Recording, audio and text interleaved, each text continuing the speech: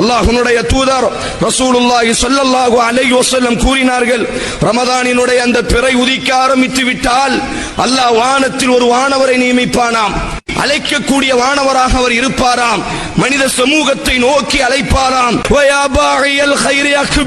அடே பயணம் அங்கல்லடா, அடே பயணங்கள் டூ வீலரில் அல்லடா, அடே பயணங்கள் குத்தாலத்தில் அல்லடா, அடே இரவு நேரத்தினுடைய பயணங்கள் ஜாலியில் அல்லடா, அடே இரவு நேரத்தினுடைய பயணங்கள் ஆபாசத்தில் அல்லடா, அடே இரவு நேரத்தினுடைய பயணங்கள் படங்களை பார்ப்பதில் அல்லடா, அடே ரமதானினுடைய இரவு நேரத்தினுடைய பயணங்கள் கேரம் போர்டில் இல்லடா, அடே ரமதானினுடைய இரவு நேரத்தினுடைய பயணங்கள் கிரிக்கெட் விளையாடுவதில் இல்லடா, அக்பில் நன்மை செய்வதில் இருக்கிறது.